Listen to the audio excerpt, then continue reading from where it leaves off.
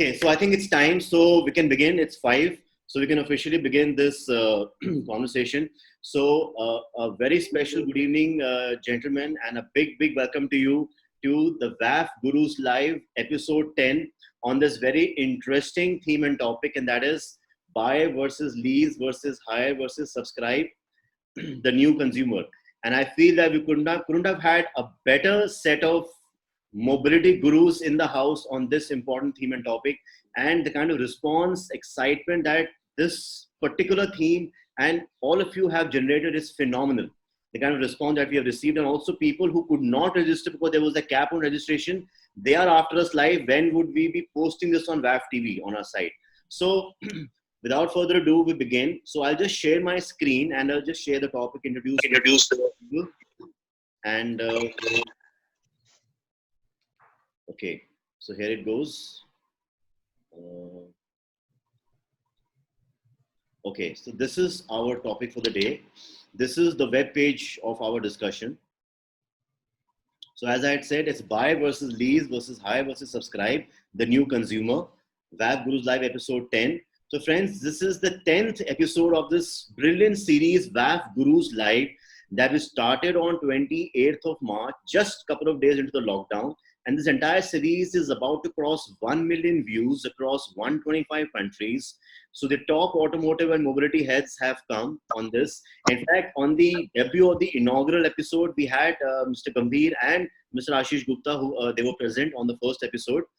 So let me introduce the people on our discussion today. We have with us Mr. Rajiv K. Vich. He is the chairman and MD of Carzonrent and Miles, and one of the authorities on mobility in the country. And also proudly, we have inducted him in the World Auto Forum Hall of Fame last year.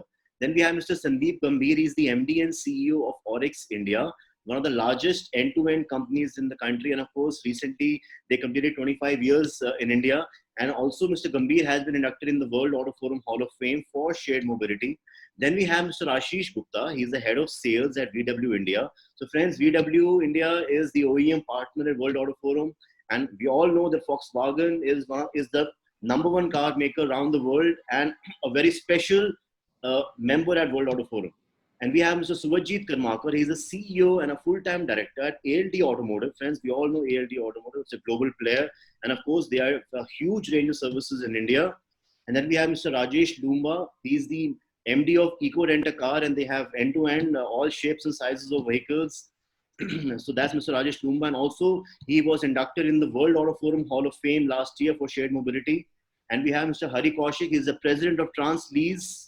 And we have many members from Tranzlease in this program, and also a lot of them from other companies here like Carzonrent, Orix, ALD. A lot of people have registered. So that also shows that they are all excited to listen to their own boss and also the other gurus today, right here. And of course, we have one of the youngest or the new kid on the block in this fraternity, in this space, a company called Revv, which got founded, I think, 5 years back, if I'm not wrong, and has really taken this entire section and space by storm by virtue of the self-driven subscription. So we have Mr. Karan as Jain, who's the co-founder of Revv. And of course, it's me, Anuj Guglani, CEO at World Auto Forum. So friends, would also like to introduce our partners who are our annual partners. We have Gallops Motors. They are our gold partners. They are one of the largest retail chain automotive in the country. They have several brands in their kitty. Then we have Motor Uncle. It's a group company. It's a website for the confused car buyer and a hassled car service customer. And also you get a lot of steal deals on Motor Uncle, flat X number of lakhs off on a particular car and stuff like that. And of course we have VW India. They are our OEM partner, as I had shared with you. We have Amplus Solar. They are a part of the Petronas group, and they have a mission to convert and transform the entire automotive mobility, warehouses, workshops, factories powered by solar. That's their mission. And we have Shell. They are the #1 lubes company in the world. They're also our partner. And of course, we have K2B. K2B is a known player in learning and training solutions and services across the country. We have Jubilant Motorworks, friends. They are our associate partner. Jubilant is part of the Hindustan Times group, the same Jubilant group. And they're also having various retail presence of various brands across the country in automotive. And our media partners, Autotech Review, the #1 brand or magazine on auto technology, and of course Patriot, a newspaper with a fine lineage which was started more than 6 decades back by a revered freedom fighter, late Srimati Aruna Asaf Ali ji. These are our speakers and these are our partners. Couple of points what get us here. These are the points not by us, but people wanted to ask these points. They said, hey, last few years the consumer behavior has seen a marked shift from vehicle ownership. So the question people have in their minds is, would the lockdown and the COVID era take customers back to car buying because of the hygiene issues and social distancing or probably physical distancing? But still, can the innovative models of subscribe and hire and lease still have the consumers in, and they'll still be away from buying? What can be the win-win business models with the consumer at the center? Because at the end of the day, it is the consumer who will decide which business model works. So if it all boils down to the customer, the consumer, so let's take this time to decode the new consumer in this new normal with the top mobility gurus. And I'll quickly just rattle out, I'll just stop sharing this, and I'll quickly rattle out the few questions that we have received, very pertinent questions. Stuff like, has leasing really been effective in the Indian context? Or it's really purely tax driven for the corporate employees? Is lease not expensive due to GST? Then Indian consumer mentality, would they like to really have a feel of the ownership against the American consumer who's a bit reluctant to go for pure lease? Then subscription model as it's today, is it really not a traditional rent a car with a new jargon? So, and also subscription model with a black number plate with a speed restriction in place, does it have a negative perception about tampering car mechanics and this and that? So also subscription model as it's practiced today, is it not traditional rent a car vis-a-vis the jargon? So, stuff like this. And also on EV, do you believe that OEMs need to provide, a RV assurance buyback so that, they can be a push to the lease sales? So stuff like this we have received. And a lot of people from the OEMs want to know, how can they be, part of the subscription, leasing, new different business models for the consumer?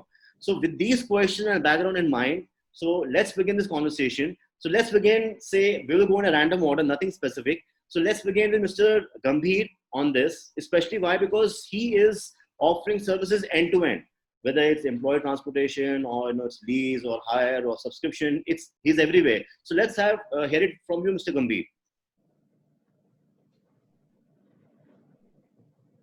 Thanks, Anuj. Thanks for having me on the panel. It's a multi-star show that you put. I think it would have taken somebody like you to get all of us on one screen, and you've managed to do that. It's a very pertinent topic, as we were discussing even before the session started. It is something that touches various aspects of what we do, and as you rightly said, from an Orix standpoint, I feel in a very comfortable position, because everything that we are wanting to discuss today, we are playing a role in that. Obviously, there are some parts of our business where we are not so excited about, or we are worried about the fact that the pandemic has impacted us, and there are other parts of our business where we are seeing an uptick. So you did mention that there is a dilemma in the customer's mind as well, and that dilemma has always been there. And the dilemma increases with the options. It's a problem of choices many a times. When you offer a customer too many choices, then obviously that is what leads to the decision-making dilemma, as we call it. But the way I see it, one question that you had raised was, is customer moving towards what we see in the European and the American markets, where it's essentially a pay-per-use. Now, pay-per-use could be for a day, a week, a month, couple of months, or a few years as well. Whether subscription is just similar to the earlier rent-a-car model with a new jargon, even if it is, I don't think any harm, because at times to sell things, you have to repackage them.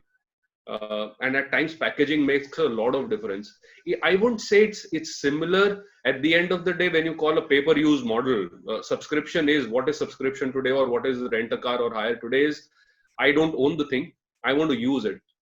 And today, whether we call it rent-a-car, self-drive, leasing, subscription, or just buying a car upfront, we are trying to create use cases for customer to have the car and drive it. There is a need, and the ways to fulfill those needs are the 5 things that we mentioned.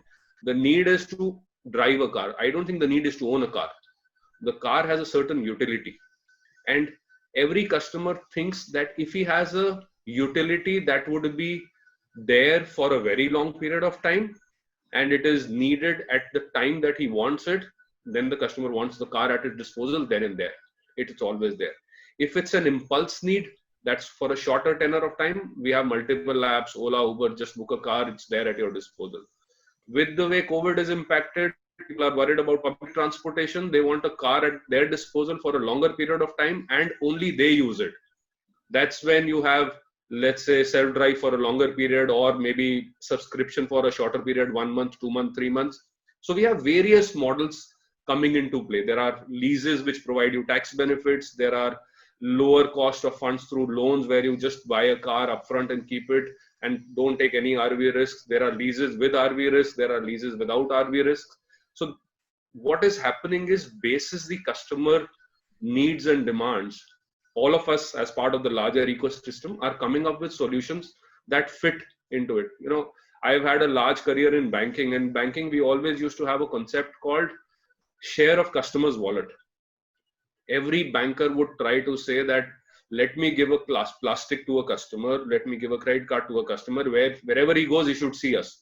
So I should be virtually everywhere the customer is. And that is somewhat what we've replicated in the Orix scheme of things. I feel very comfortable today that from a share of mind or share of wallet, we are everywhere. If he wants a car for 3 days, we have a brand called My Choice. He can take a car on rent. If he wants to rent it for 1 month, 2 months, 3 months, there are as good as new cars available on our platform.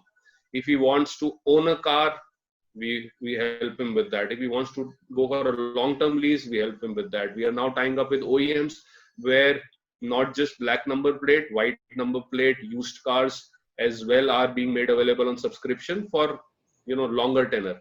So whether it's a demand for a very short term, whether it's a demand for a medium term, whether it's a demand for a long term, whether it's to do with hiring, leasing, subscription, ownership, we're all over the place. Spot on.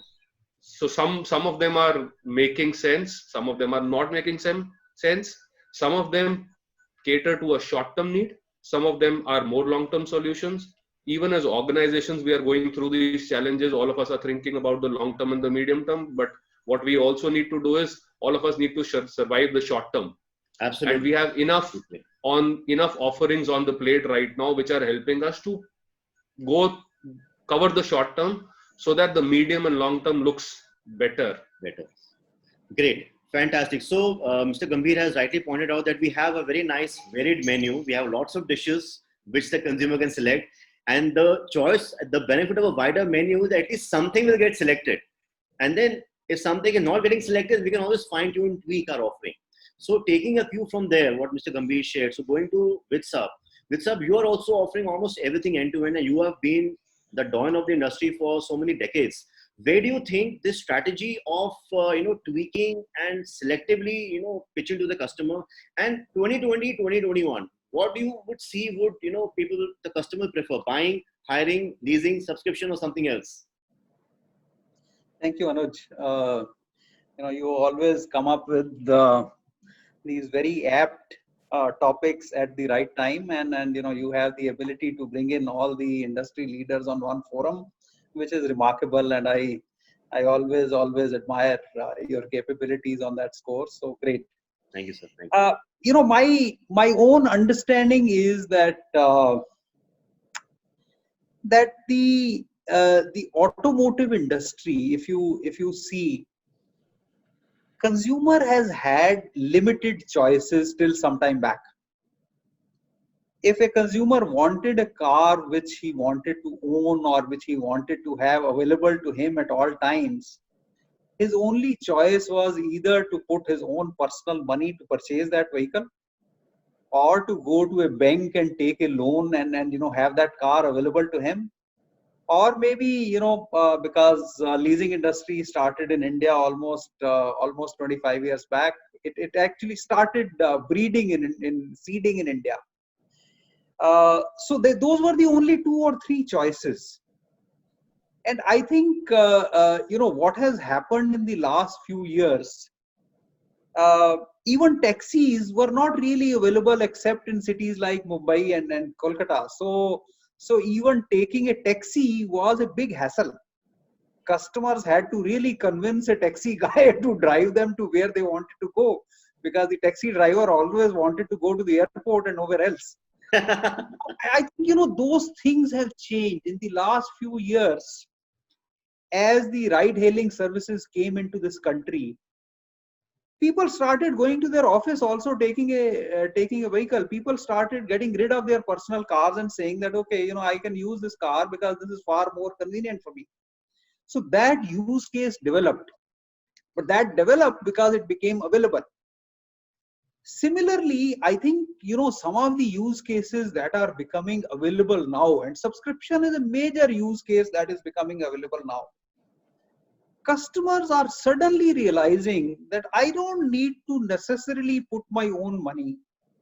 I don't need to necessarily make commitments for a fixed period of 3 or 4 years to go to a bank and otherwise have very complicated structures where getting out is tough. And there are obviously a lot of customers who would want to have that flexibility, who would want to make sure that if they want to exit, they can exit without incurring costs which they don't even know what those costs are. And as subscription becomes available, customers will start taking subscription. I think the key issue is that these services have started becoming available, and some of the players who have started offering subscription in the last couple of years have seen the traction that has happened on that part. If you also see today, and Ashish will I'm sure agree with me, that in the boardrooms of every OEM today, they are discussing the impact that subscription will have on how they have to design their future strategies. Each OEM wants to be in that space. True. Now, whether that is by making investments into subscription companies, that is by entering into partnerships with subscription companies, all of that will happen. A self-drive was not available till a couple of years back.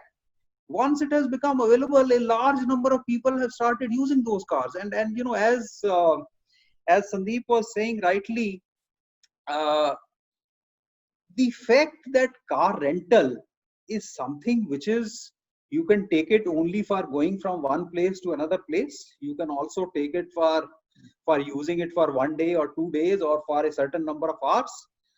That is probably one of the lowest cost decision that a customer makes.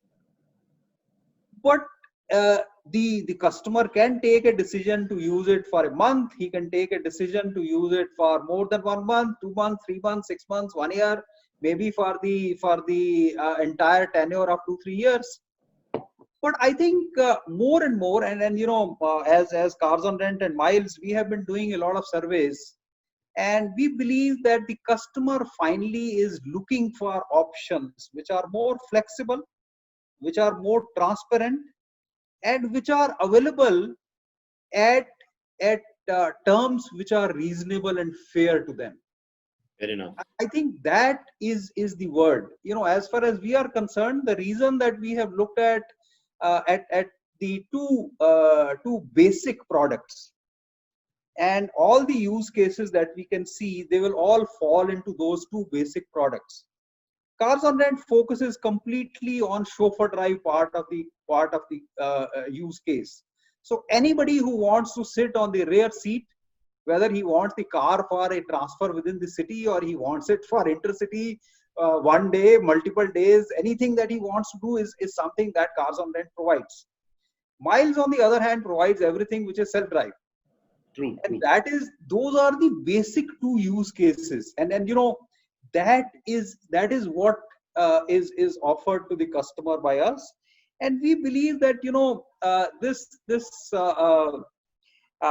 distinction of whether a customer will take a car rental, or he will take a lease, or he will take a hire, or he will purchase, or he will subscribe, this will strictly depend on what is that customer's requirement. what is the kind of use case that that customer has. Of course, the OEMs can rest assured that all of this is going to result in more and more cars getting sold. Yes. So, because none of us sitting here except Ashish, we don't manufacture cars. So we will come to Ashish and to all the other OEMs to purchase cars which are manufacture consumer experiences. That is priceless, I would say. Absolutely, and I think that is the fun, because you have to, as your market keeps growing, you have to keep on understanding customers changing behavior, and you have to keep on responding to them by innovating, by bringing out products, services which the customer requires. And I think that is the process that is taking place. The today, if you see, the taxi or that segment has already 2 million cars. Yes. The second largest segment is probably the people who take loans from the banks. True. Because that's a very large number of people who take loans. The third is probably the leasing industry, which is perhaps 80,000 to 100,000 cars. That is the population that is on lease. The subscription is still small. It's a few thousand cars. But I think the growth going forward will be dependent on what is available, okay, how it is available, how far and deep it is available, at what kind of terms and other things it is available. But each of us are going to be there. Absolutely, and each of us will play a very important part. And I think OEMs were never this keen on this subscription and the leasing model. So all the OEMs, especially our annual partner VW. So if you want to take a stake in any of these players, you can route it via World Auto Phone, because we have an M&A service also. Good addition. Sure.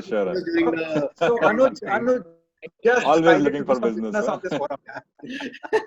Great. So with that, we switch gears and let's travel all the way to Bombay now, away from the locust threat also. So Mr. Karmakar, you've been heading ALD, and ALD is a phenomenal player in the leasing business. And by the way, one question also had popped up here during our conversation, that the leasing in India is just 1%. How can we see it, say, around 50% as in developed countries? So Mr. Karmakar, how do you see this penetration of leasing, hiring, subscription deepening in a country like India? So, okay, Anish, first of all, thank you. It's the first time that we're, I've been a part of a World Auto Forum thing. And it's great to be a part of this forum along with all of you, all the experienced people here.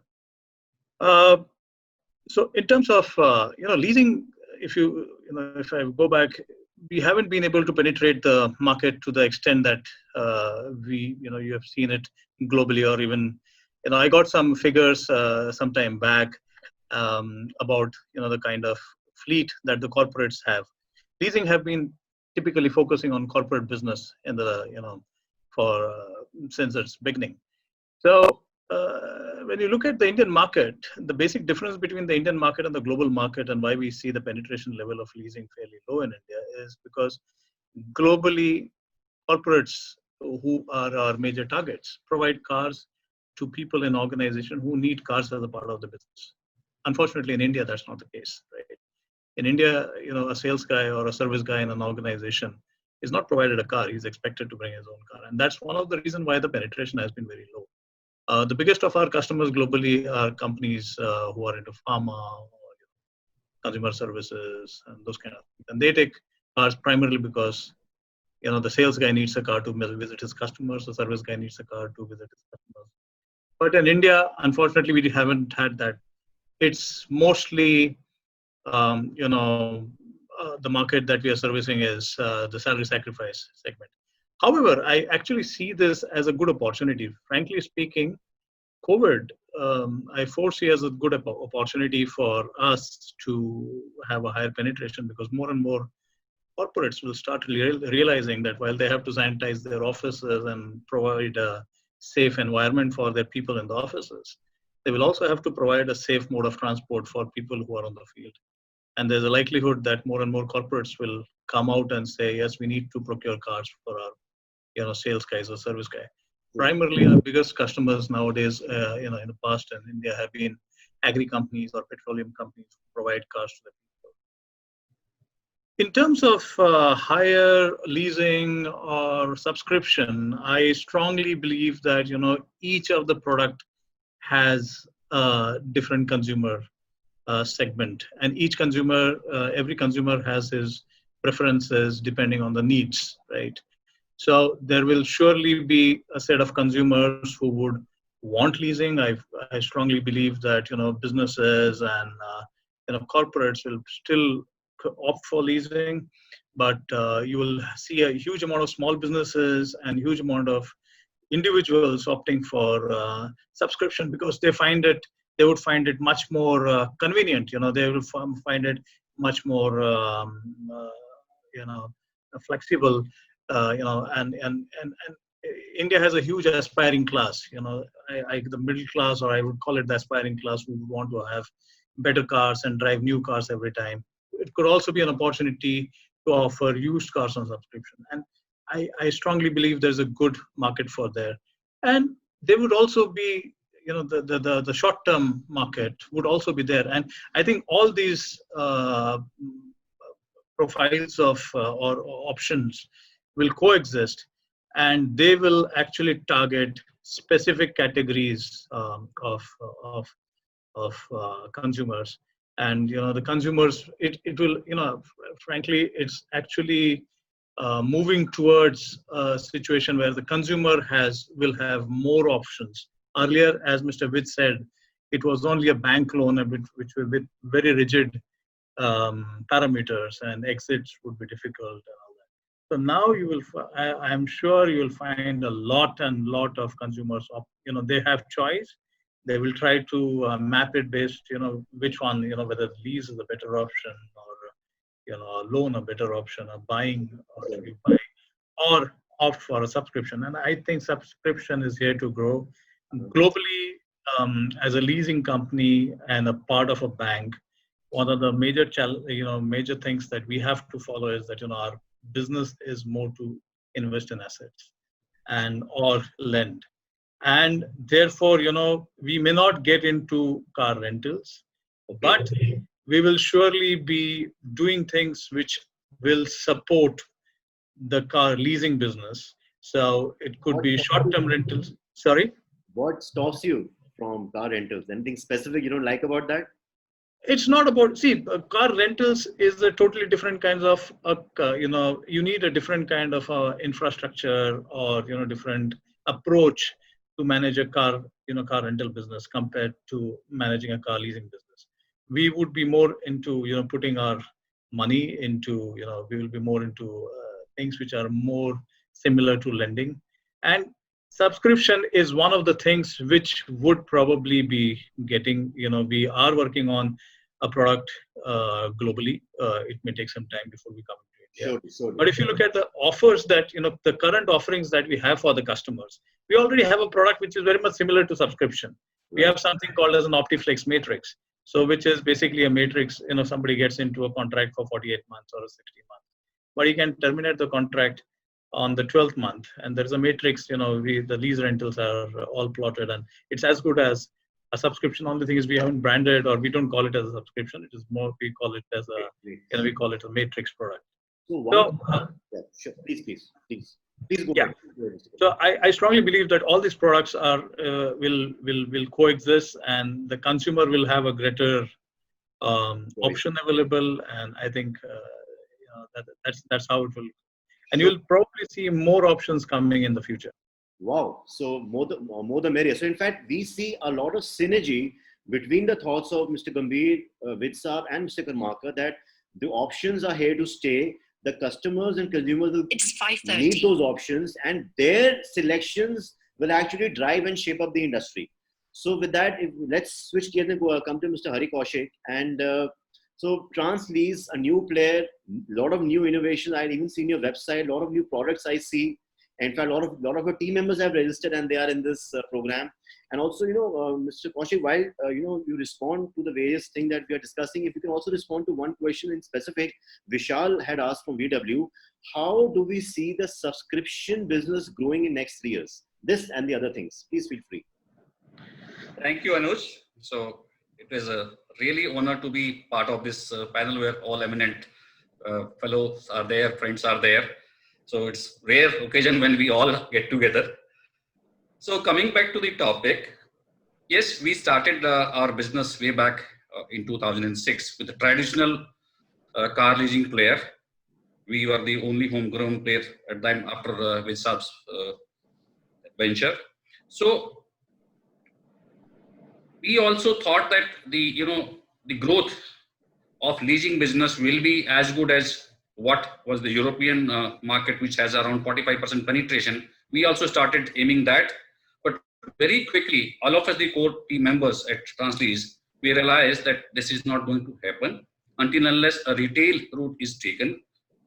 And with that conviction, though our corporate lease business grew steadily and we become a prominent player in the time, but with that conviction, what we thought that each usage of the car, what we have been discussed by all other panelists, whether from starting from one need or point to point, few hours to few months to few years, each one of had its own usage, and each one of us have been using this. For example, if I need to travel to a different city from the airport to go to my next destination, I would use maybe a taxi for a prepaid taxi, or maybe a ride-hailing taxi, or other modes, maybe Ola or Uber. But if I was going to stay in that city for maybe a week, probably for me the best solution could be a self-drive car for a week, if I can drive and I know the city well. So there is a huge, and each customer, each one of us keeps using various modes of these various packages, mobility solutions available. So coming back to the main topic, when we went to the drawing board, all the core team members at Tranzlease, that how do we grow? So we know that what is the best of each one. For example, we have been traditionally in the long-term leasing business, starting from 2 years, 3 years, 4 years, or 5 years. So each one of that had its own benefits.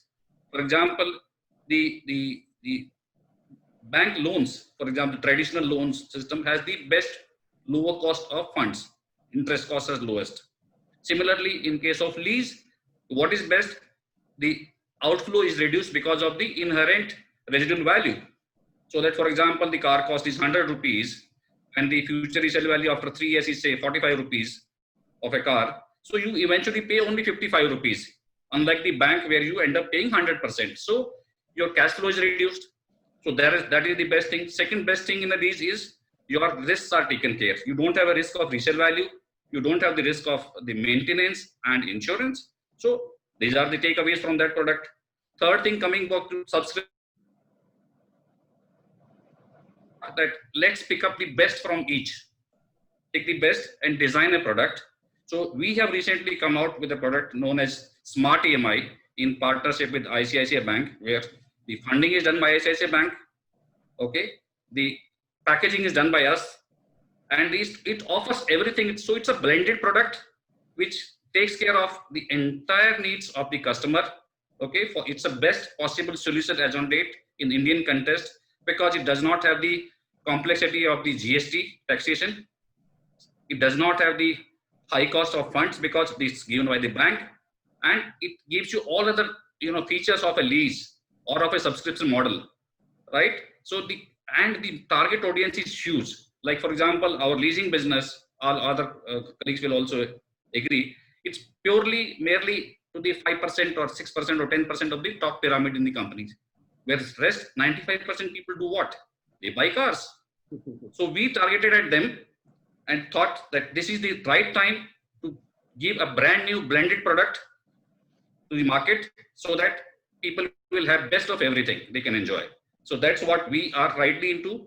Though we are corporate lease business still continuing, and we believe that will also grow at its own pace. But this is the time that this business is going to give a boost to the automotive sales in India. In that connection, we are also in touch with various leading automotive OEMs who are evaluating our products. We already tied up with one or two. So they are finding it value for proposition for customer. Surely. Yeah. So Mr. Kaushik, this sounds too good to be true. I myself feel like jumping up and booking it right away, right now. So what stops from people, from leasing? Why are they still buying cars? Why are they not leasing them out? Is it lack of awareness? What is? So Anuj, the leasing had its own inherent benefits in India. That is, through the corporate route, you get the tax benefit, right? So in the employers pay the money to the leasing partner, to the leasing player out of the employees CTC, or if it is a perquisite cars. So all of us know that there are two kinds of lease requirement in the marketplace. One is for the companies as a perquisite, for example, CXO levels, or people who are given cars by company at their own cost.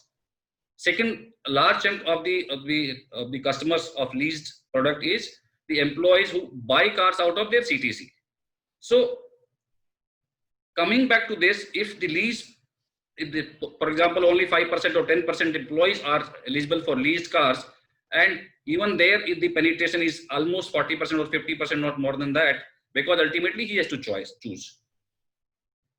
There are deterrents also, no doubt. So we have been addressing those. For example, the foreclosure or the early termination has been one of them. Like the employee has to move, he cannot plan his movement from one company to another unless the foreclosure issue is addressed. So we were able to address that by doing away completely the foreclosure. The employee was given a choice to move from employer A to B to C, right? So all those things we have been doing. But coming back to how do we increase the penetration, whereas the target is from less than 1% to 40%, and that has been the market benchmark, global benchmark. So we strongly believe that this is the way to get into the market, and we are completely gung ho about our approach. Let's see. This time will tell us. Mr. Loomba, you joined from two devices. You want to log out from one? I'm sorry?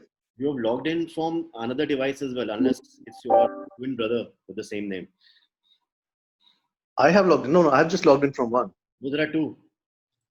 Okay, I don't know. Yeah, it's gone now. It's gone now. Perfect. Yeah, let's carry on. Yeah. So, as I said that we have blended our product. We have picked up best of everything and blended this product. And very soon, this subscription model also we are trying. We are right now at the development stage. We'll do similar experience or experiment with this product also. We will pick up best of everything and completely offer a new product to the marketplace. So that's the time. This is the time to experiment new things. Obviously, everyone would like to do that, and we are not an exception to it. Totally agree with you on that, Mr. Kaushik. And as Mr. Gambhir had mentioned in the survey also, we have to. It's inevitable. We have no choice but to experience with new things. And now, because we're getting so many questions for OEMs, also because all the mobility gurus are saying that they need more and more participation with the OEM. So we switched to our OEM partner. So Ashish, it's your turn now. Where do you think this entire thing is panning out? How do you think the mobility players and the OEMs can connect and do business for win-win? All right, so thanks guys, and very nice thoughts. Let me just first talk about what do we see as consumer behavior changes in the last 1.5 to 2 months. Yeah, as we were discussing before we started the panel discussion, Mr. Gambhir, we see a definite uptick in terms of inquiries and demand coming in. A lot of that seems to be pent-up demand. We must remember for 3 months there was hardly any sale, so those customers are of course back into the market. But the 2 or 3 changes that we see, number one is that we see more customers buying additional cars rather than new cars. Yeah, so this is a reflection of the threat perception that they have in terms of using more of personal transport rather than public transport. So that's an opportunity I see in terms of positioning the various mobility options that exist that we call omnichannel mobility. Yeah, whether it is leasing, whether it is subscription, whether it is used cars, for example. Yeah, so that's a definite area. I don't know whether it is a long-term trend or it's a trend for the next 3 or 4 months only, but definitely there is a movement towards purchase of additional cars in a family for those who can afford it. Yeah, so there, the challenge that is coming for the customers right now is in terms of finance availability. Finance is available. Government has announced a lot of measures to ease finance. But the ground reality is that retail finance is very tight in terms of most of the financial institutions tightening up the credit norms. Yeah, So that is where the alternate mobility options become very relevant. Yeah, whether it is subscription, whether it is leasing, these suddenly become options which the OEMs can offer to customers who are looking at additional purchases. And when you say additional purchase, you also have to remember that they may not be willing to buy the same ticket size as they would buy in a new car or in a car if they were originally to buy 2 years from now. Yeah. So preponement of purchases for an additional car, challenge of finance not being available or the credit norms being tightening gives an opportunity for alternate mobility options. Yeah. That's why personally, from my perspective and from VW perspective, I would say we are very positive about the various mobility options available. Even before this COVID pandemic struck us, we had tie-ups for subscription and also with Orix for the leasing program, which we launched during the lockdown, and we see a tremendous response to it. Yeah, it's a very nascent business, and you really have to struggle to sell leasing to a customer because the model is unknown to most of our customers currently. But you won't believe that in the last 1 month, we have more than 2,000 inquiries coming in for our leasing. Yeah. The conversions are slower. It will take time. But definitely what I believe is that if OEMs look at this opportunity, look at leasing as an opportunity, definitely OEMs also have to incentivize the promotion of these options. Yeah. So that is something which we are definitely looking at. Similarly, at subscription, although I feel that in the short term, there will be a depression in demand of subscription, especially because customers have it in mind about how the shared cars are being sanitized and how they're being used, which the subscription players have to take care of in terms of giving confidence to customers. But subscription, if you look at a product wise, is not very different from leasing. Yeah, at the end of the day, the customer is looking for a fixed payment per month. Yeah, whether it is through leasing or through subscription. Subscription, I would say, is a short-term leasing. Yeah, from my perspective. So both have, I think, a tremendous opportunity. Subscription, primarily, I see for the next 3 months to be a little bit depressed. But yes, both these options will grow because of the consumer behavior that is changing, that we see. Yeah, I think Anuj, you're on mute. Yeah. So Ashish, any specific points or USPs? Of course, we know the VW cars are built solid, and they are very special vehicles. Laser welded joints, galvanized bodies. Any special schemes or USPs in terms of offerings, which VW has, which can really excite the mobility players right here, right now? What would they be? Yeah, I think the only way to actually appeal or to have a selling proposition to each of the partners is to have individual discussion. There is no one size fits all product that is available, which can be offered en masse to everybody. What Mr. Vij's requirement and what Sandeep's requirements or what Karan's requirement would be are quite different. And we as I said before in our forum earlier as well, are very, very flexible in terms of taking those requirements on board and working out customized package which can make which would be win-win for both the sides. Surely, I would actually vouch for that because they've been very closely working with the VW teams for last 1 year, and their teams, the way they are so receptive and responsive, the way they reach out, it's phenomenal.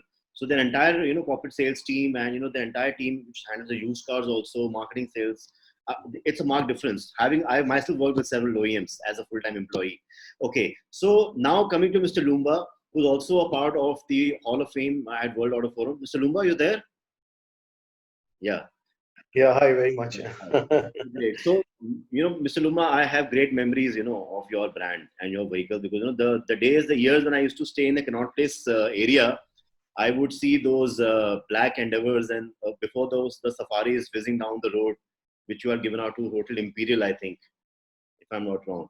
So I would see those chauffeurs in, sparkling white uniform, driving those cars, with most of the expat guests. So yeah, so that's kind of, thing that you kind of, are left with. So it's a good memory. So Mr. Loomba, you are, into vehicles, all shapes and sizes. You are into, rent a car, you're into many offerings. You've heard, your fellow, mobility gurus. Where do you see this, where do you see our industry panning out this year and next year?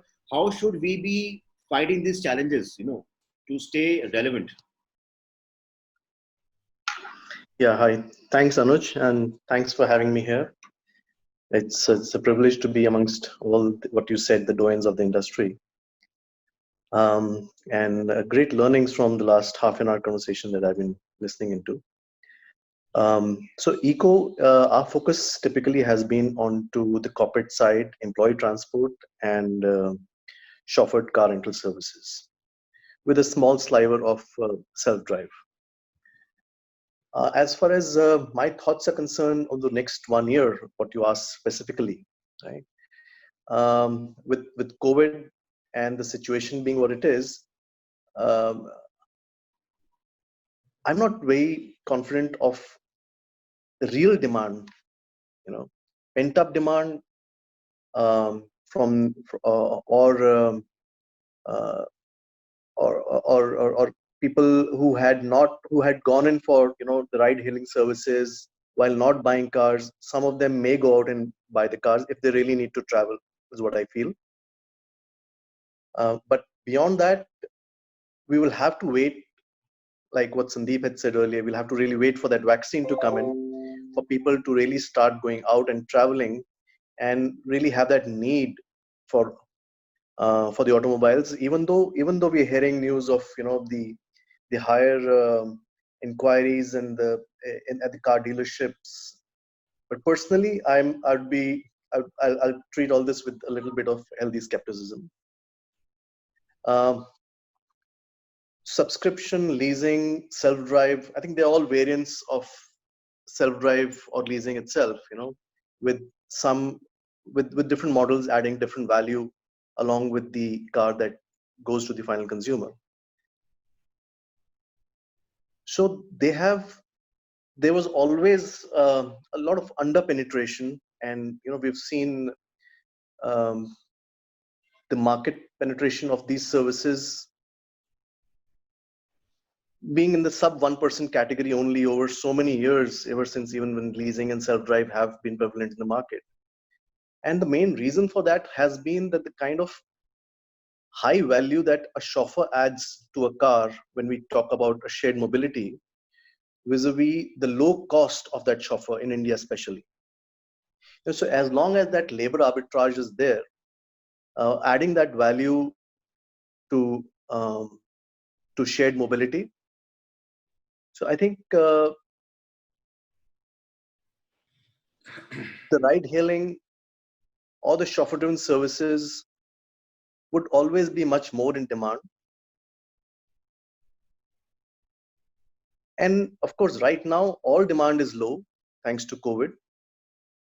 But when it does come back, and when we finally do have a vaccine and we all feel more confident of going out and traveling, and not just very, very essential travel, which is happening right now, then we will see a huge pullback in the ride hailing and the chauffeur driven services, and that will come the fastest and the first, is what I feel.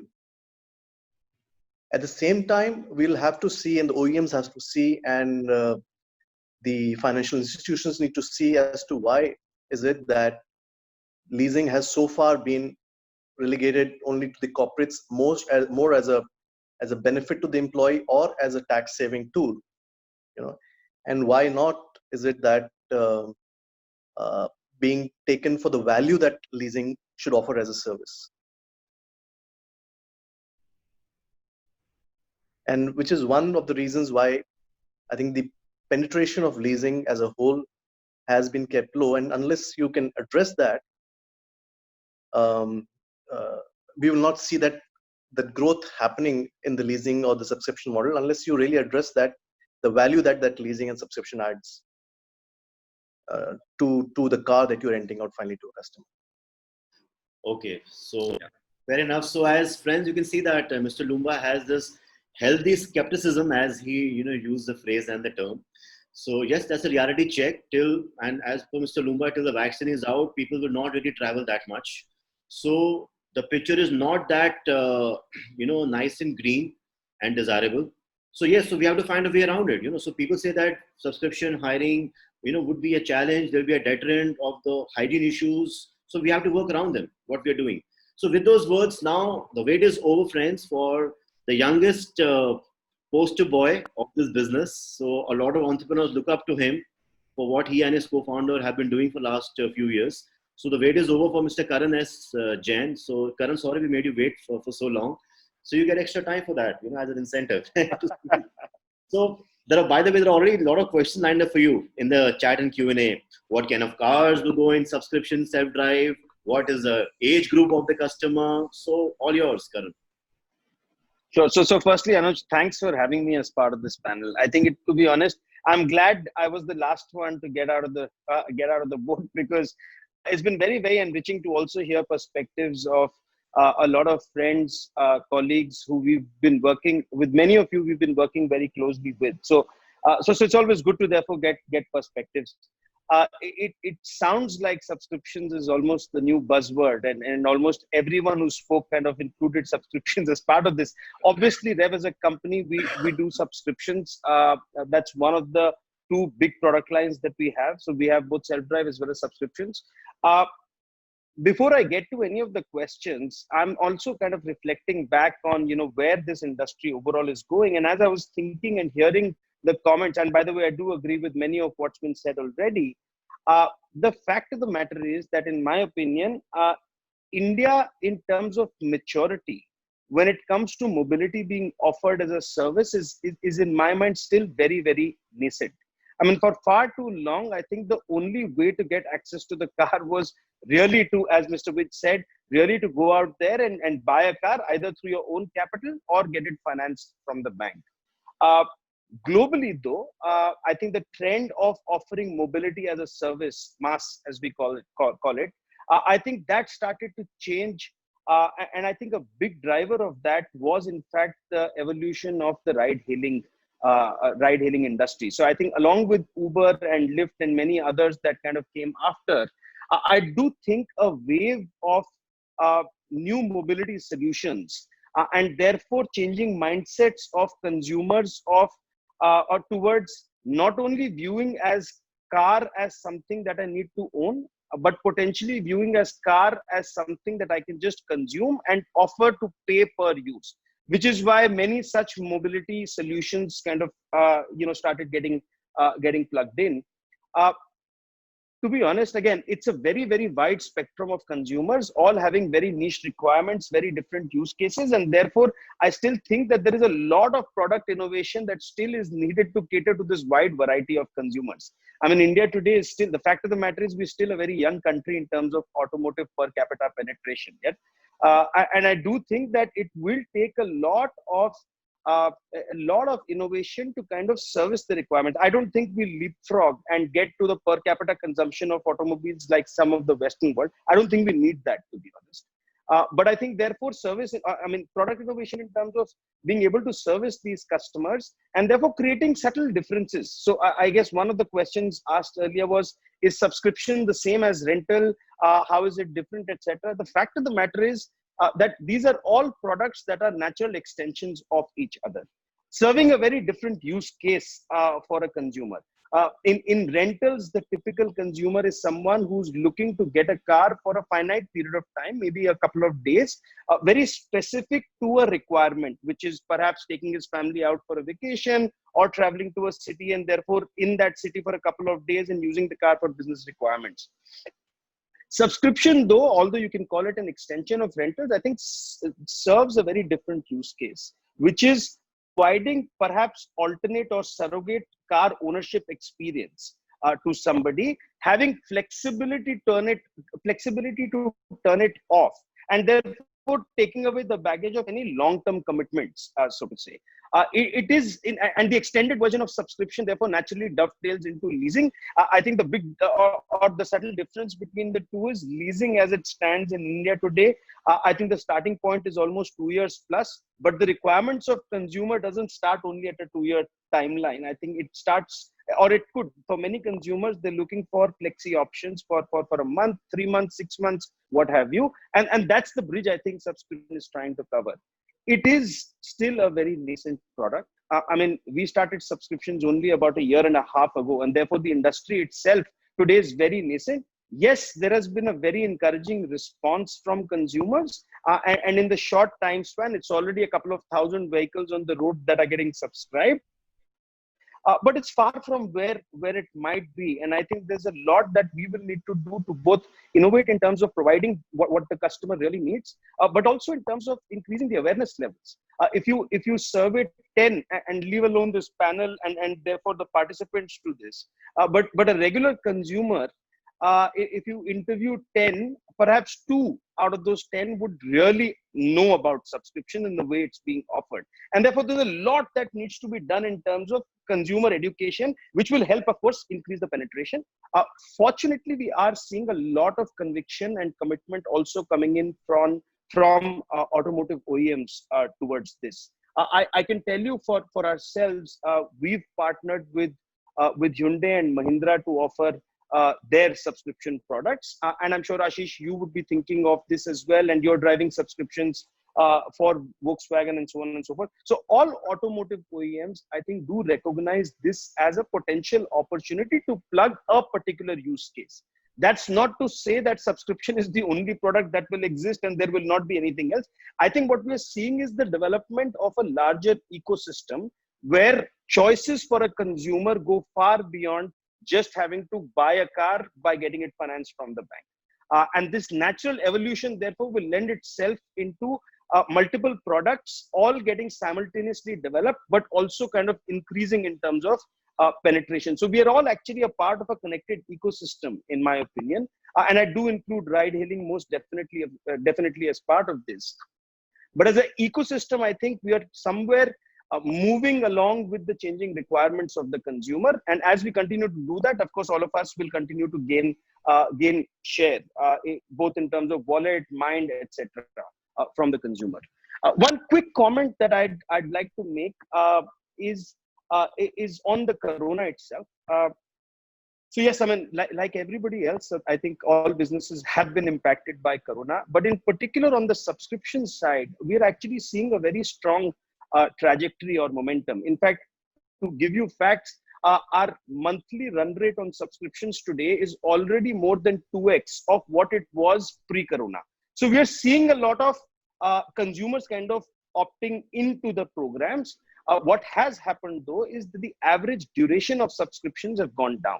So earlier, our short-term subscription program would have an average tenure of about 2.5 to 3 months, and the long-term subscription program would have an average tenure of 18 months. I think those tenures are crashing out or coming down. And I do think it's happening on 2 counts. One of which obviously was stated here, which is there is a definitive movement away from public transport and or many other forms of mobility where there is somebody else who's unknown sitting in the car. For the time the fear of the virus continues, I do think that trend will be there to stay. I think the second thing that's happening is there is a lot of economic uncertainty in the minds of people. A lot of people, unfortunately, have been laid off. There have been pay cuts introduced left, right, and center in many organizations, and therefore, the ability of consumers to go and commit to something long term, where they don't have real visibility on what monthly cash flows are going to be for the next 3-6 months, that kind of gets compromised a little bit. Which then also, so 2 things come together. On one side, you're seeing move away from public transport and therefore personal mobility being the mainstay option. And on the other side, because of the economic uncertainty, the lack of willingness to commit for the long term, subscription becomes therefore an alternate to cater to this. And I think that's playing a big role in people sort of taking cars on subscription, but then also keeping the options limited of having to return the car possibly after a month, 2 months, 3 months, which is curtailing down therefore the average tenures of subscription. So Karan, you mentioned that you are seeing traction in your subscription business, though the tenure has come down.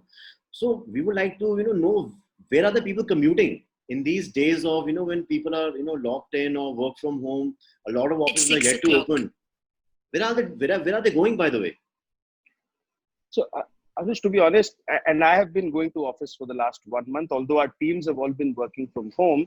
The fact of the matter is that if you just go out on the roads, there is still about 50% of normal traffic that you would see pre-corona. So there are more than enough people who are in fact commuting, whether it's for work or for essential needs. You still need personal mobility options to be able to meet that requirement. Okay. Fair enough. So before we go into Q&A, so Vitsa and Mr. Gambhir, anything you want to add on? Because you were the first ones to start off. If anything you want to add before we go into Q&A, please feel free. I would like to chip in here. I think very aptly put by most people, and as Karan also alluded to the fact, subscription seems to be a new buzzword, but it's an extension of or somewhere stepping down from what lease is and a step up from what a self-drive car rental today is. It's a product that, and the way we started the discussion, it's all about repackaging and rebranding something that existed earlier. You can sell something very well in the shape and form it exists. At times you need to rebrand it, repackage it very well, and reposition it in the market. That is what subscription probably is. For companies like Suvajit also said, they've always been in leasing. I would see subscription for a new car, and there's a differentiation between a new car and a used car. While subscription is picking up, I think as OEMs, as Vitsa also said, today every manufacturer is talking about OEMs because they think that's the new buzzword. They found a new way to sell cars which were earlier taking a dip. As Karan or Orix or maybe Lease Plan or ALD or Tranzlease getting into subscription, I think we'll all have to be very careful in getting the new car subscription, because the demand for subscription is coming up for a shorter tenure, which is where our existing fleets are being deployed, or used car subscription may actually make more sense than the new car. So we will still have to see, because today if you go to parts of Delhi, you'll find enough youngsters wanting to buy a car for 1 year and upgrade to the new car. What will we be doing with those new cars after that 1 year? I'm sure none of us would be wanting to be saddled with a large fleet of new cars which is 1 year old without having a use case for them putting to use for the next 3-4 years, because a car has a 5-year use case. It has to be put to useful use or an economic life of 5 years. Tenors getting shortened up is, I agree with what Karan said. We've also seen an uptick. I won't want to quantify into 1x, 2x, 5x because it's a new business for us. But yes, we are seeing 1 month, 2 month, 3 month subscriptions starting to come up. And when you get 1 month, 2 month, 3 month subscriptions, you're not buying new cars for that. You are redeploying your existing fleet. And I think that is where the manufacturers have to start coming into the picture. They are already, in fact, me and Ashish and his team have had a lot of discussion. We see a good partnership developing on that front. I think Suvajit or Rajesh also mentioned that the customer needs to be made aware. And that is where not just the manufacturer, in fact, the dealership also plays a very, very important role, because that is where the customer is going today. While we are moving digital and a lot of stuff is happening digital, or let's call it the phygital world, but the dealership plays a very important role. A loan, 70% of cars in India are sold on loan, maybe only 2% on lease, and probably the rest is cash.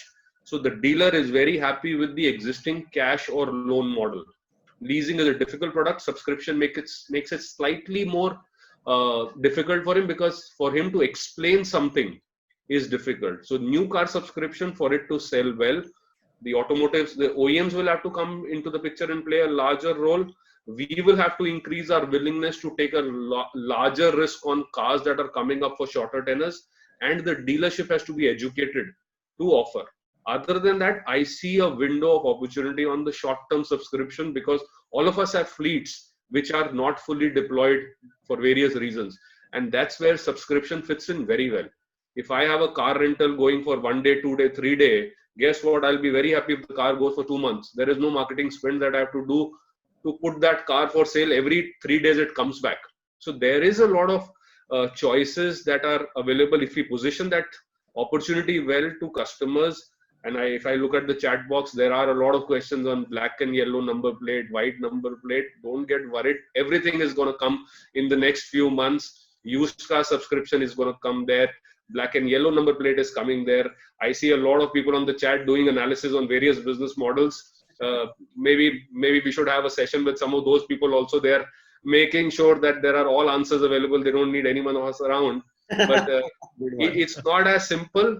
I think all of us exist as part of a larger ecosystem. There is a space for everyone. If I were to look at it as Orix, so Karan said there is a demand for short-term subscription, medium-term, all there. If Rajesh says there's a great demand for chauffeur drive services, makes me even more happier. If Vitsab says both of them are there to stay, I'm even more happier because I'm in all three spaces of the business. Great. So, Vitsab, If all and all of you are happy, I am happy because I can sell more cars. Yeah. I think fundamentally, and because we are discussing more and more about subscription, and as Sandeep rightly said, that seems to be the buzzword. I think it's important for everybody in the audience to understand that subscription is really and that's our experience in terms of the consumer behavior and consumer responses that we have been seeing. There are really two kinds of customers who are looking at subscription as an option, and there are very large number of people, customers, who are looking at this option when you ask them as to what would they do, and these are people who are going to be looking at having a dedicated car with them over the next 3 years time. Maybe they have started their job, in 2-3 years time they expect to reach a point where they can afford a car. But one is these set of customers who are looking at subscription as an alternate ownership. Karan called it surrogate ownership. I mean, these are people who want to have this car available to them at all times. They are just wanting to figure out if there is a way for them to get this car in a manner without making their personal capital commitment, without buying liabilities, and I call loan as a liability, because you don't actually buy an asset, you actually buy a liability to pay the loan back in a certain number of months, and if you don't pay, there are foreclosures and everything else.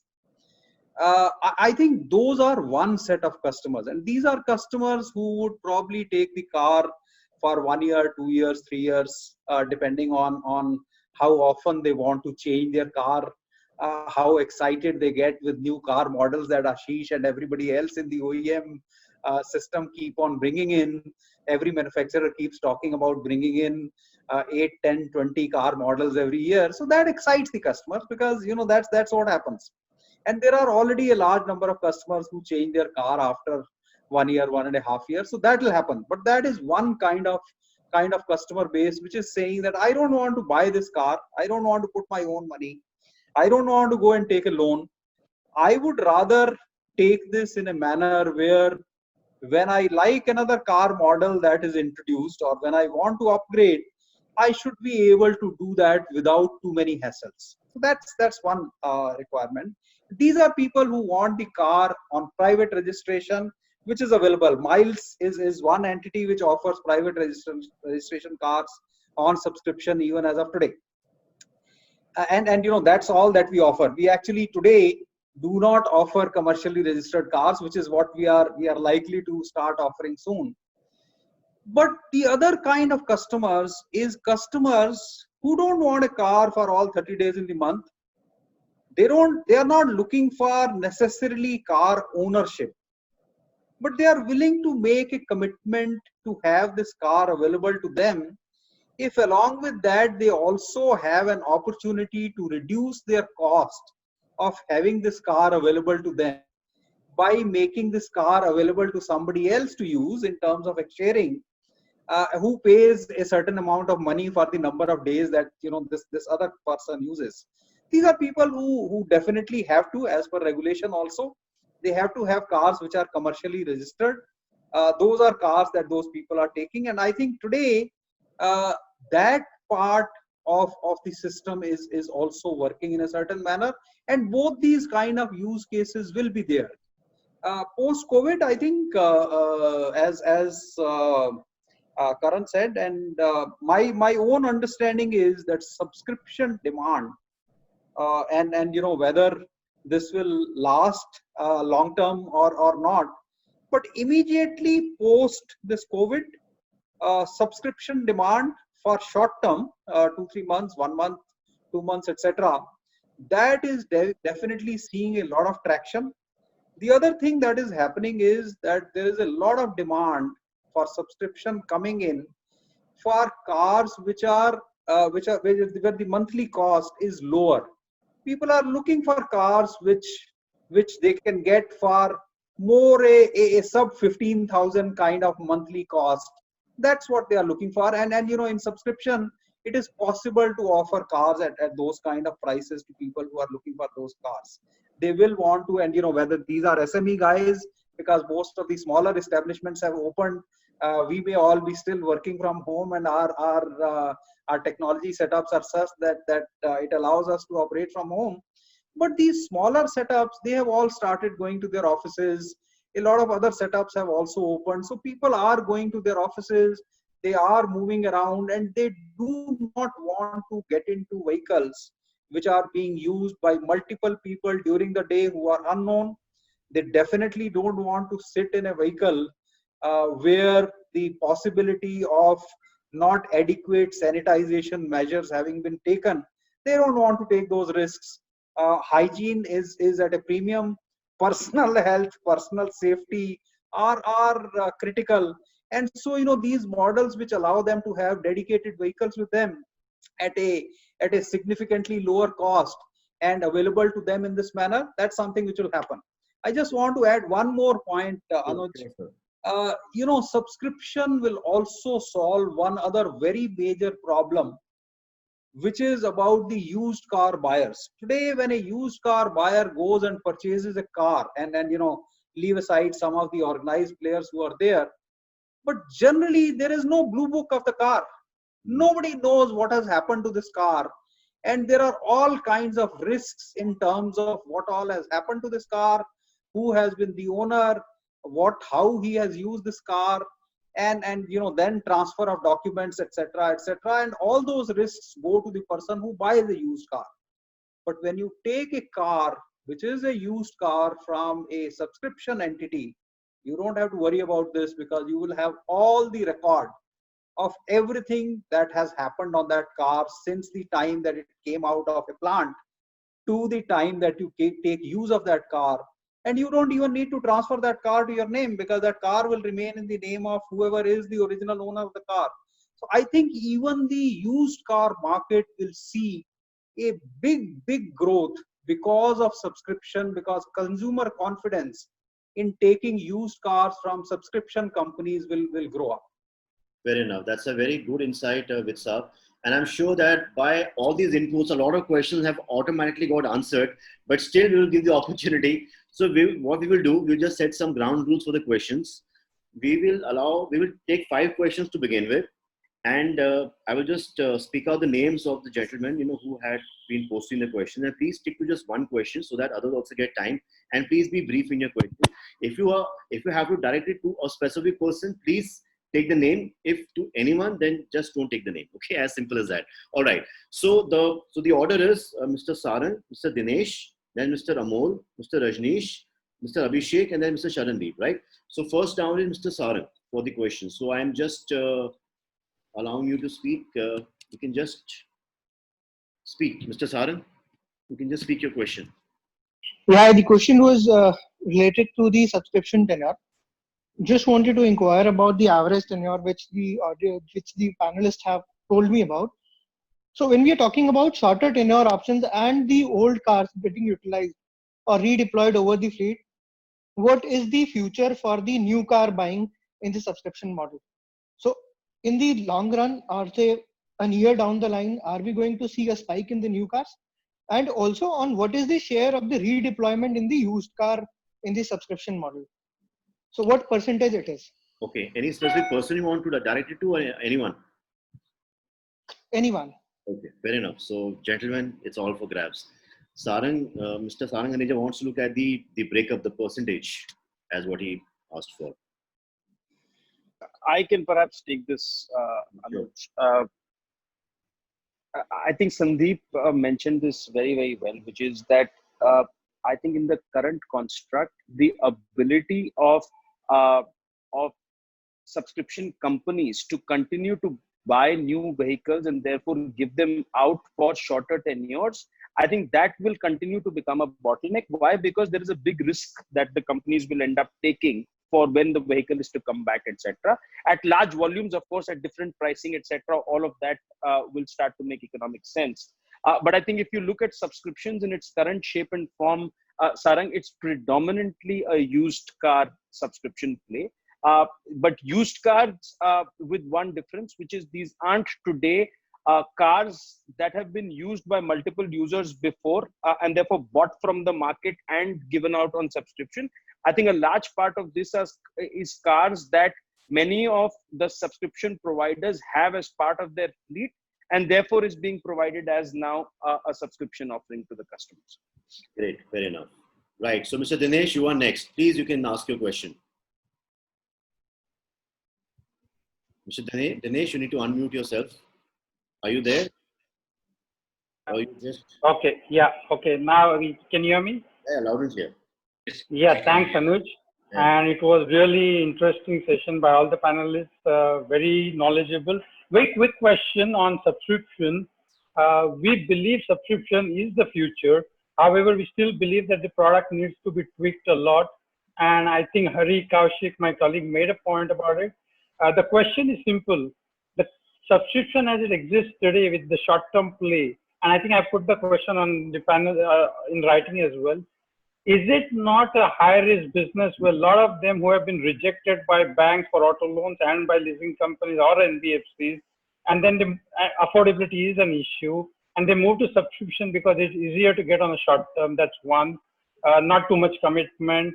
If they can exit after 1 month, if they take for a month, if they take for a week. Secondly, the repairs and maintenance cost goes for a toss because somebody who takes the car for 1 week, he knows it's not my car. It's abuse rather than use. Okay, so you in want our view, high-risk business. It's a high-risk business. That's what you're saying. it is high-risk business, and I don't want to put this question to Karan. Karan is a dear friend, business partner as well. So I would rather want to put this question to somebody else, maybe to Sandeep Gambhir rather than anybody else. Okay, so Mr. Gambhir. Okay. You are on the... So Dinesh, if I were to take a cue from you, maybe we should price it to risk now more than what we were doing in the past, if it is a more risky customer. So to your point on the fact whether a customer chooses this as an option because he's not getting a loan from another car, don't be surprised if subscription companies do similar kind of credit checks when you're buying a new car.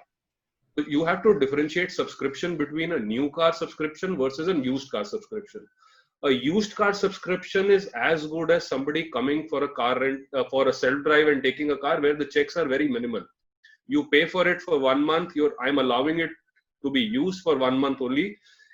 It's a renting service. You're not buying a car, so I'm not actually taking a credit risk on you when you're buying that car. You're not actually buying the car. All those checks and balances that a bank or an NBFC would do when you buy a car, when you buy a new car, would be done if you come in as a customer to me as a subscriber or a subscription company. I would do all those necessary checks and balances because then I'm putting probably 10 lakh rupees on the table for buying a new car. So to that extent, you need to differentiate whether you are a used car subscriber or whether you want a new car on subscription, because even when you want to take a new car on subscription, we would probably want a lock-in for 1 or 2 years. And that is where my credit risk on you is higher, because I would expect you to keep servicing the EMI or subscription rental, whichever name makes more sense to you. We would want to test your credibility to be able to pay that. If you're wanting to take a car for 1 month, 10 days, 15 days, it's as good as a self-drive today. Come onto our website, swipe your credit card, take the car for 1 month, 2 months, 3 months, and just, service. There is enough mechanisms. So, just for the sake of the customers as well, most customers, it's a misnomer that most customers misuse. I don't think intentionally customers want to misuse. They also know, for all all subscription or car rental companies may be working at the back end and creating a common credit bureau kind of stuff where we are tracking it will come at some stage. While we run My Choice, which is a self-drive and subscription platform, Zoom is another one, DriveZ is another one, Miles is another one, Revv is another one. For all at some point of time, all of us has to come together and create a database of users to say that, okay, we are helping each other as a community to avoid people who've demonstrated abuse of cars. They don't get a car from me next time for sure, but it can't be that they can go to Karan and take a car from him and abuse. That's what a credit bureau does. I don't see that day too far away where all of us come together and create something at the back end. Well, So we there is, are ready to offer it to you right now if you want. so I don't think that day is too far away, because as any business goes to maturity, you'll have to bring those checks and balances in. So I think I've answered that question, Dinesh, or if you want me to elaborate more. No, I think you've answered that. The checks and balances, yes, the risk is there, but also are the checks and balances in place? And that's a very good point, raised by Mr. Gambhir, that we can't assume that every customer misuses or abuses the vehicle. अच्छे लोग भी हैं दुनिया में. All right. So next, and the percentage of repeat users is very high. For any business to be sustainable, I need repeat users, because my cost of acquisition otherwise goes for a toss. Absolutely. So I have to be good to the customer and offer a fabulous service. Otherwise, there are options, 5 of them on this screen as well. Yes. Or even for the customer, he can't be abusing a car and then expect the same car to be given to him at a decent price. So it works both ways. In fact, I know a lot of people, a lot of my friends also, they are very mindful and conscious of their Uber rating. Yeah. What is the Uber rating? They're very mindful and conscious of that. Okay, so next is Mr. Amol. Are you there, Mr. Amol? Can you hear us? Hello. Yeah. Hi there. Hi. Please go ahead. Actually, my name is Madhukar Manpriya. One of my colleagues registered. So that's the reason. Like that. All right. Happens all the time. So I'm the founder of My New Car. We are an online marketplace for new cars, and actually we work with almost all the subscription and leasing companies. Okay. What we see is that there is a high demand for vehicle subscription or leasing, but we don't see a conversion rate due to the product or the process or the eligibility. Somewhere down the line, we don't have the conversion. So how can we scale up the business? All right. So conversion, you have a startup and you are not getting conversions. So yeah, so we are working with almost all of them, and we have an awareness. So people are inquiring about subscription, people are inquiring about retail leasing. And I've been talking to some of the panelists here, and we are not able to see how can we crack it. Okay, so you want the secret sauce, the magic formula, how to get maximum conversions. Okay. So will the gurus like to share the magic formula, or it's too confidential? No. So Madhukar, let me take this question. Yes, any sales activity is always challenging, and especially when you are in the new space. So we have undergone through this process, and we found that the magic to to work with the ground level people. Like for example, the Smart EMI is similarly a new concept, but what we did differently, we reach out to the sales consultants of dealers, and especially in COVID scenario today, a lot of people are out of job. A lot of people have been asked by dealers to work as a sales consultant on per car sale basis. So we told them that yes, ours is a digital platform. Use it. Take our membership of our schemes. Sell whichever car you want. Sell using a phone or using a tab, but go and reach out to the customer. Demonstrate it. So we found it very, very useful. A digital marketing tool, okay, really helps, and the people who are actually connected to the customers, who have to earn their bread, they will be the really nice people to help you. I think try that. We have been successful doing that. Great. So I think the secret sauce is out. The magic formula is out there for you, my dear friend. The sales consultants of the dealership, so you can possibly harness them. See, at the end of the day, everybody is, facing a dip, a cut, in their incomes and earnings. Yeah. So if you can support them, if you can harness that emotion and, really create those associations now, they can last forever. All right. So next is Mr. Rajneesh. So Mr. Rajneesh, can you hear us? From Avis, right? Yeah, I can hear you. Yeah. And thank you so much, Anuj. My question was well answered by Mr. Vich. Thanks to him, the way he explained the subscription model. I think it's well done. So I'm okay with my question. Okay, so subscription. Thank you so much, Mr. Vich. Fantastic. So Vich Saab saves the day as always. So subscription surely seems to be the flavor right now. Great. Okay, so next we have Mr. Abhishek. So I'll just quickly get him in. Abhishek, can you hear us? Yeah, I can hear you. And thank you so much, Anuj. My question was well answered by Mr. Vich. Thanks to him, the way he explained the subscription model. I think it's well done. So I'm okay with my question. Fantastic. So Yeah, Mr. Abhishek, can you hear us? Yeah, I can hear you. Yeah, please go ahead. Yeah, very good evening to all. First of all, thank you for organizing this topic, one which is very much in trend now post COVID. My question is generally to all. Basically, I've been hearing that people move to the subscription model and then later on end up buying their own cars. So, is it only the young professionals that are looking at a subscription model, or it cuts across all the age groups? Okay, so psychographics, demographics is what we're looking at for subscription specifically. Yes. So, It's a mixed bag, I would say.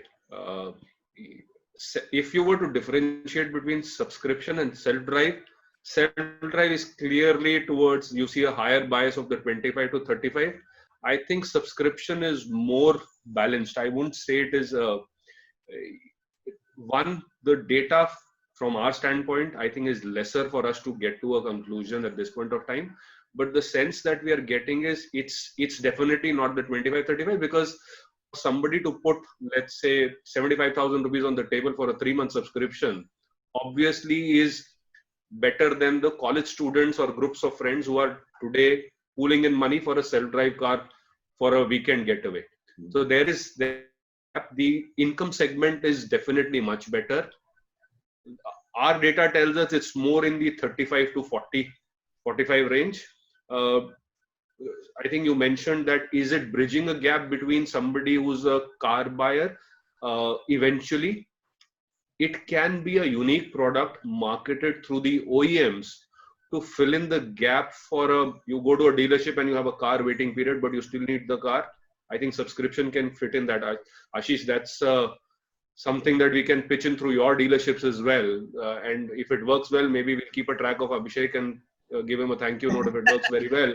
But that's what comes out from these discussions as well. It does fill in it can be a fill-in product for 15 to 30 days as well, and it can be customized with the OEMs to make it even more attractive. Price it so well that I know there's a customer buying a car.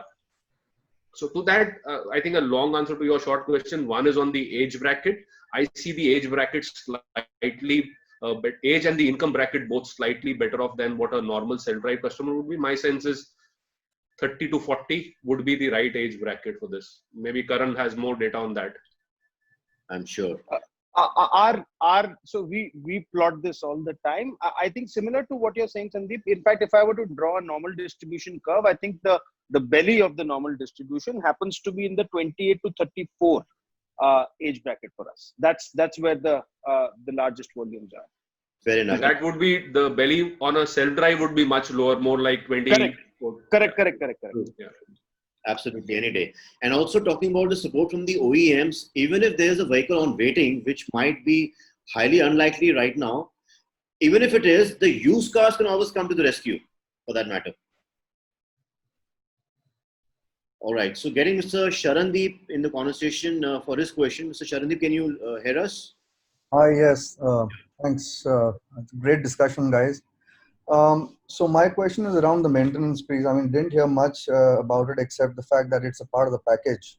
And the reason I'm asking this is because being a shorter period of time that a person has the vehicle, I like to assume that the patience level is also low in terms of someone reaching out in case of a breakdown, and you obviously want the vehicle to be pretty much operational throughout the whole period.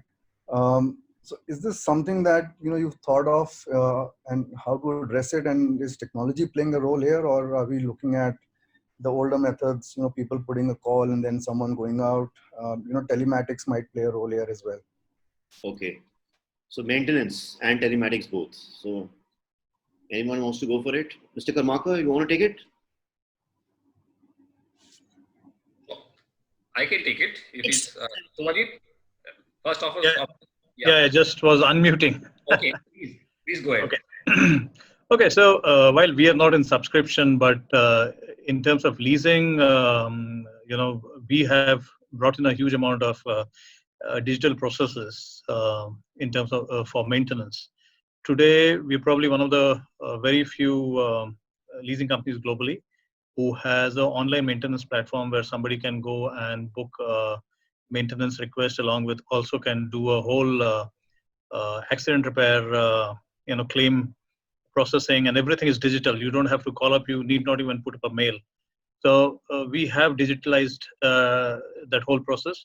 The other thing for our customers in leasing, we also have telematics. With some of our customers, we have also tried to use telematics in a very, very innovative manner, where the management could actually allocate jobs using the telematics tracking. I'll give you an example. We actually did something specific for a telecom company, where they wanted to give vehicles to the service engineers who go and service the towers. So we actually plotted all the towers on the telematics using the telematics system and on the map. And the manager would actually allocate jobs that this service engineer needs to go to that way, this thing, tower and all that, and all those things was done. But maintenance is something that we have really done very well. We have an app called My LD India, where a customer just needs to, every customer of ours has an ID and a password.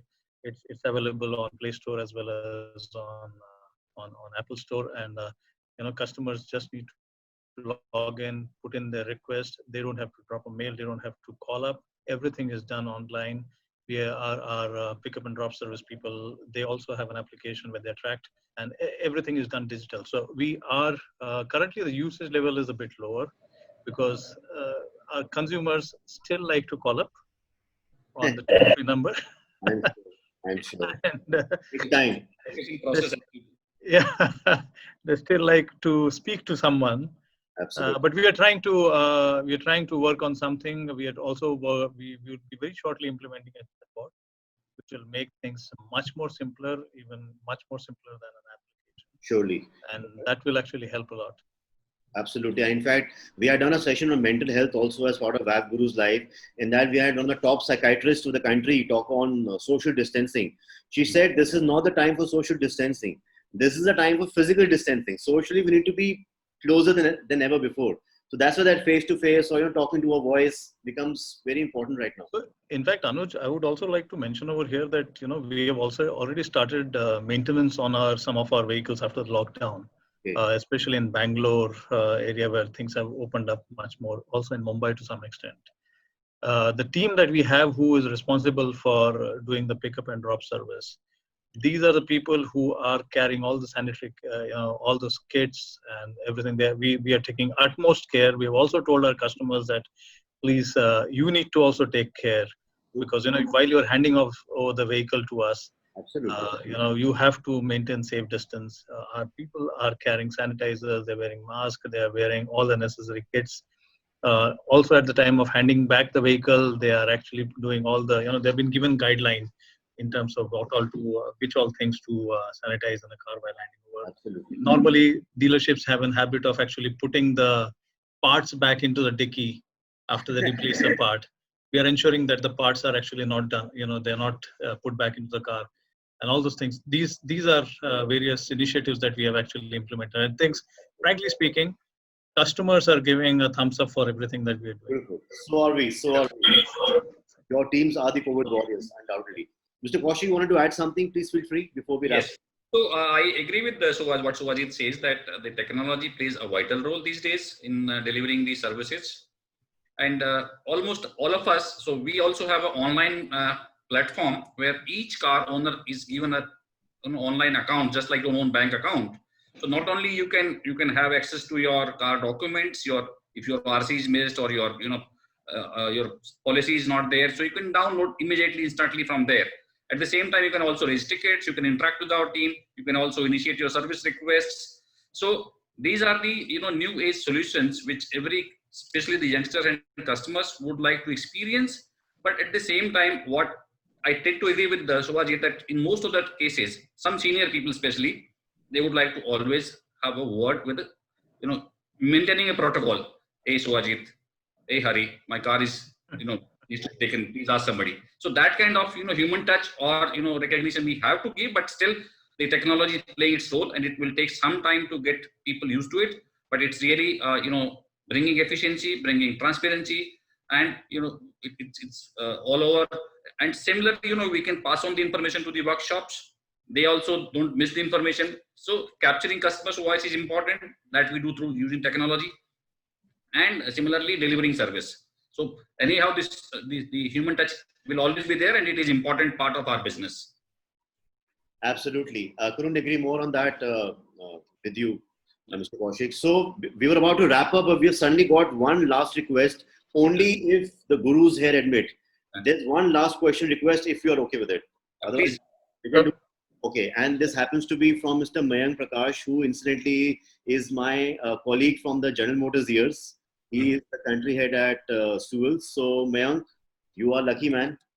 So I'm just about to, So Mayank, can you hear us? Yeah, no, absolutely. I hope I am audible. Yeah, yes. Yeah, that was just in time. Thank you for allowing me. My question is pointed to Ashish actually, and I'm okay if other people also want to kind of respond to that. Sure. I picked the one thing.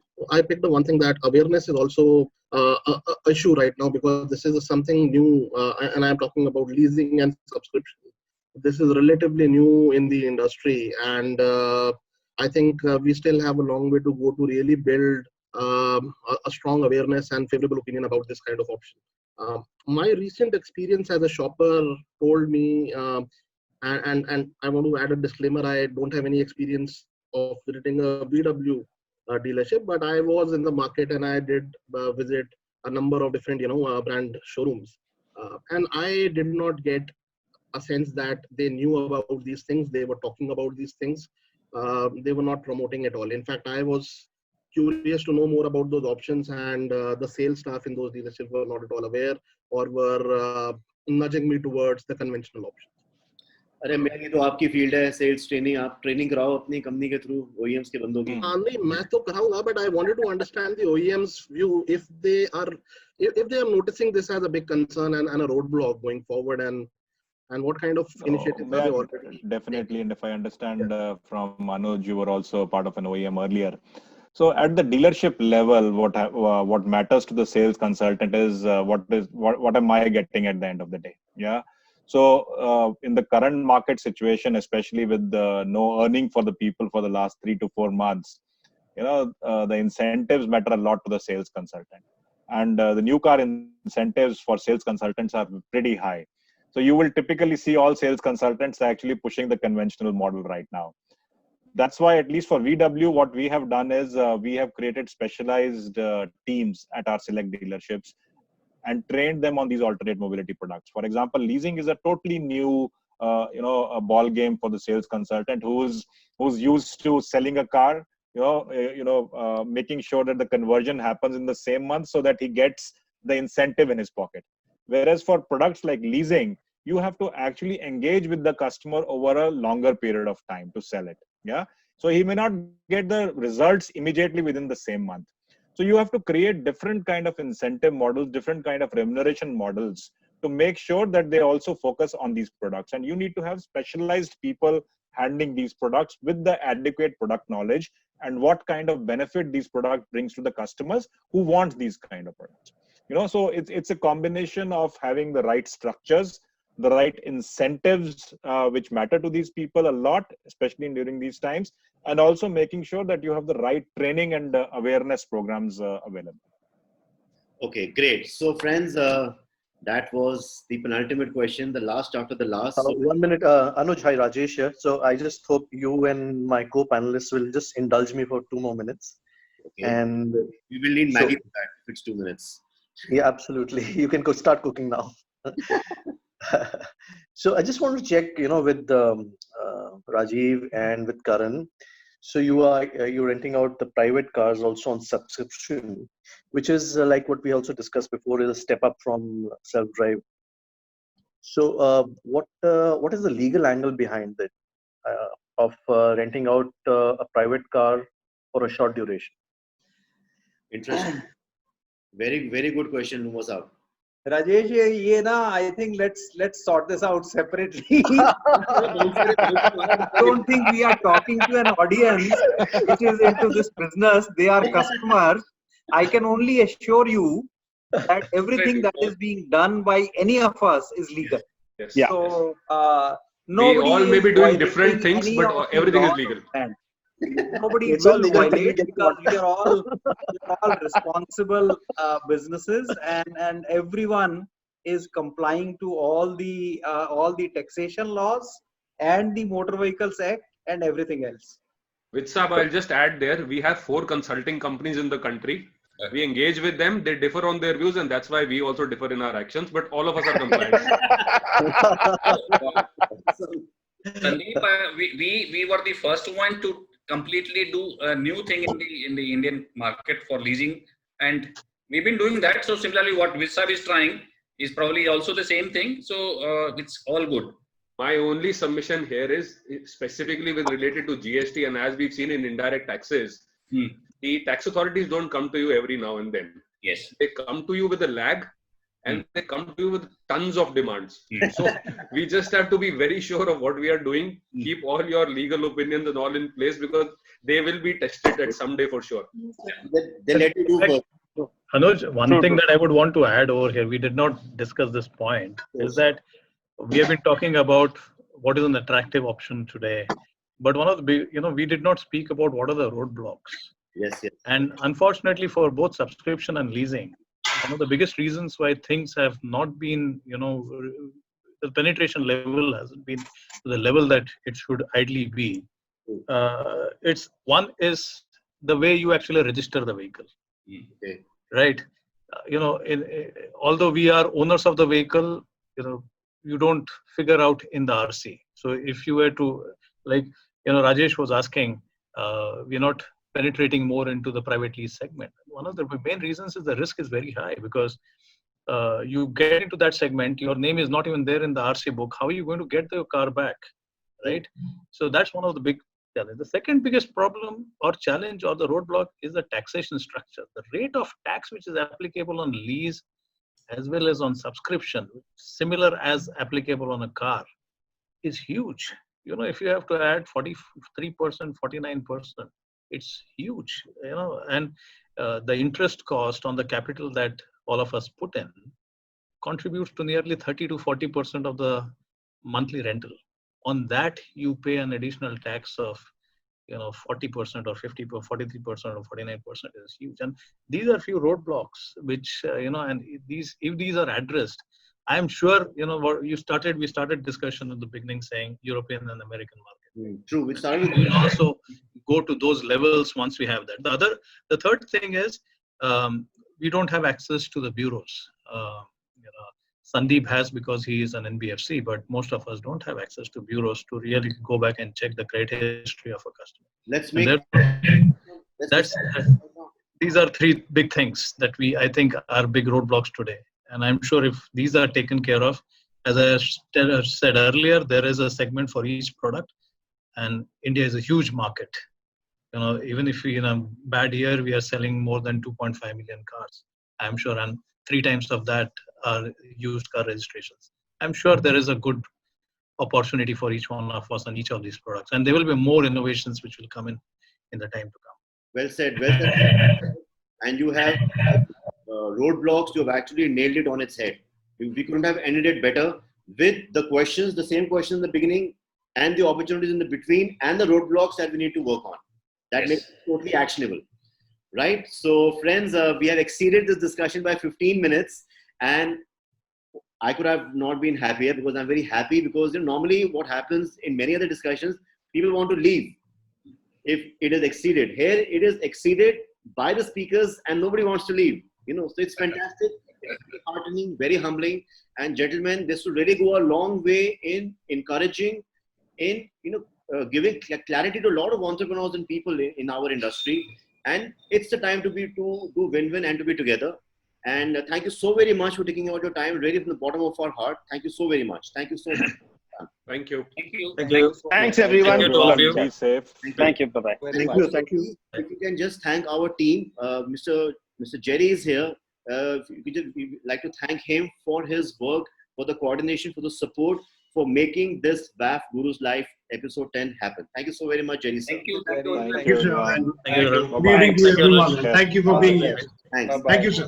Our Thank you. participants and attendees for attending so patiently, and great questions. Thank you so much. Thank you. Yeah, thank you. Thank you. Thank you, sir. Thank you.